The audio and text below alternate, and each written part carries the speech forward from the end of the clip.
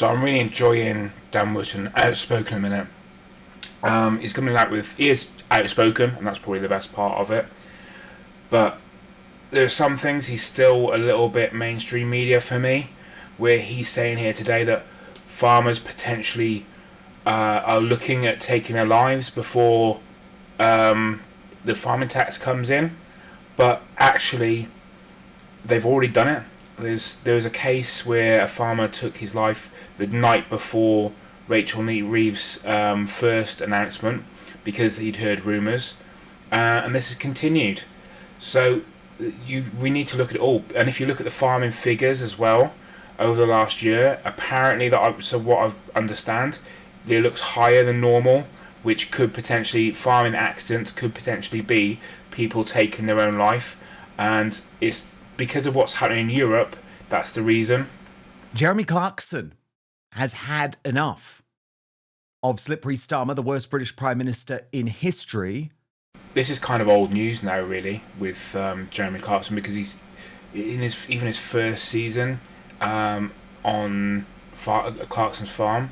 He was very supportive of farmers.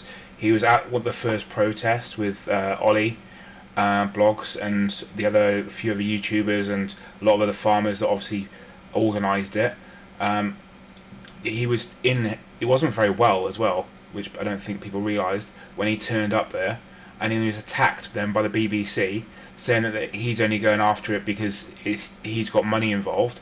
Well, no, people like him will put the farms in trusts, and they find tax avoidance ways around it, to be honest, and he was very clear about that. But it's about the other small farmers. But what's a small farmer? You know, a lot of these people work all the day, and they don't have much to show for it, really. In the bank, a lot of them live on below minimum wage. After it emerged that farmers with terminal illnesses are considering attempting to bring forward their own deaths to avoid his despicable tax on that industry, he said enough. All Labour MPs, including the Prime Minister, will be banned from his pub. Clarkson was actually just one of the most famous people doing it. Most of the farms in the UK, most of the pubs in the UK have already decided that they've had enough and they've banned Labour MPs. There's a whole campaign going on about it now. So, you know, we just need more businesses as well. Just ban them. Ban Labour MPs until we can get a general election now, because a general election is the only way this can be resolved now. Because even if Starmer steps down, then the other MPs going to take over are shocking, absolutely shocking. We cannot have any of those stepping in. We need to see what's going on in Europe as well, where the farmers have protested, and now all of a sudden the UK government has made this little change where they weren't going to make that change before. So that's, I think, is really key, is what's happening in Europe, because we know Starmer wants to go for being partners with Europe, and he's bowing to Europe and doing what they want.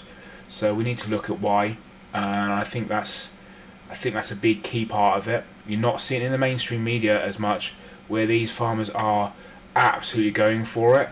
So, you know, check out on YouTube, like, do your own research.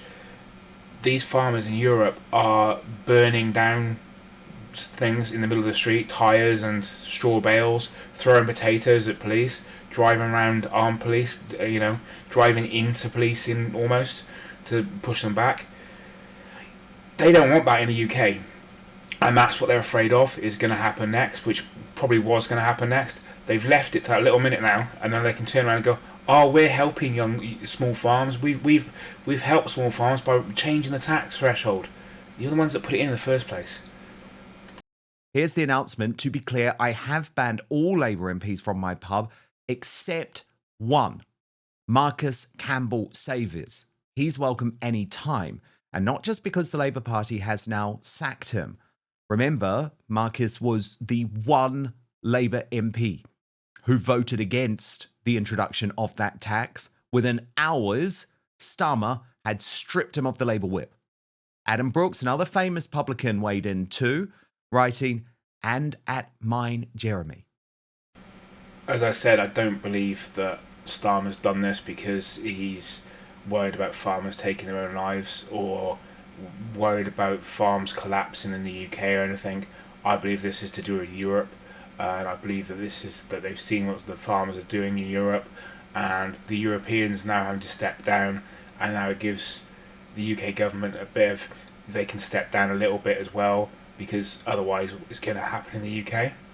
So I think it's very important that we look at what's happening in Europe and what Starmer and the Labour government are doing, because that's where the keys are coming from. And just watch what Dan's going to show next is key. Just shows that Starmer has no empathy for anyone, even if they're thinking about having suicidal thoughts about taking their own lives, which it's believed many already have. I want to show you the moment where he refuses to show any contrition, any doubt about the introduction of this measure, despite the impact it is having on farmers, leading to deaths. Watch this. Is the Prime Minister aware that some farmers who have terminal diagnosis now are actively planning to expedite their own deaths so they hit before April? Is he aware of that? I've had discussions with a number of individuals who've drawn all manner of things to my attention. Thank you very much.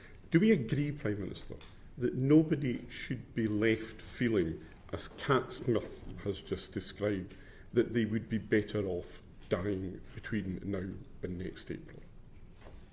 No, of course. But governments have to bring about sensible reform and take sensible measures reform, which, absolutely. But things like anti-forestalling clause, they are not unique to this situation. But on a human level, the answer to your question is, of course, not. It doesn't make it targeted. It is a necessary consequence of the decisions that we've taken. But I can assure you, as you would expect, the President of the NFU has raised this issue with me on more than one occasion.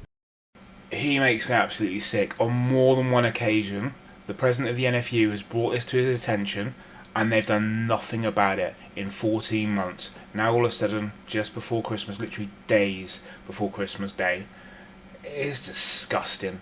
Absolutely disgusting that they've done this. It blows my mind that we can't just strip him of not just the Prime Minister's role, but strip him out of the government. He's a traitor to this country.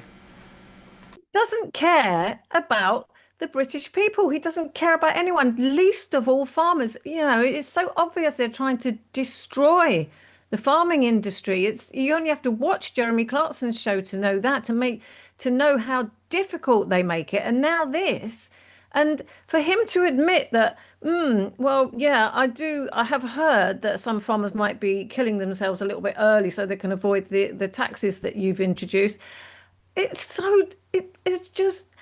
horrendous, isn't it? And he's the leader of the United Kingdom. He's the Prime Minister. It really takes my breath away, actually. And it's not just in the UK, they're trying to destroy the farming industry. It's happening all over Europe. It's happening in a lot of places. They just want to. Look what they're doing in France. They're killing all the cows again. And the farmers are really, really protesting about it. But no, you never hear about it on the mainstream media. You never hear this kind of news. And, it's really so serious that these farmers are struggling to make ends meet, literally. As I say, I think it's just absolutely disgraceful what the government have done. And I think there's a bigger agenda. When you look at Piers Morgan the other day, having an interview with Tucker Carlson, I've only seen a clip of it, but Tucker said, what industries are in the UK? And he said, there's lots of industries. What big ones? Well, yeah, there's lots.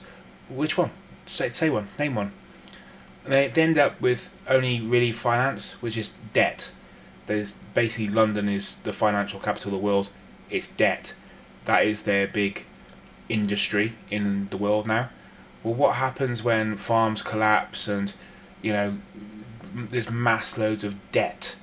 Well, that financial capital becomes even bigger. and that's what they're trying to do. Is you've got bankers saying that we just need to tax them a little bit more, a bit harder, and then we can raise more with borrowing and debt. And that's what they're trying to do. Is, you know, they're stuck in that central capital location, going, oh, we've got all the financial power, so we'll put them in debt. And that's not what we want in this country. So that means that the government are traitors, and that is how it is. We should not just be looking at getting rid of the people that are coming into this country by boats, but we should be looking at how we're going to get rid of people that are traitors to this country. That's my opinion anyway. Let me know what you think, and yeah, leave a comment, please subscribe, it'd be great. Thank you very much, and let me know if you enjoyed the video.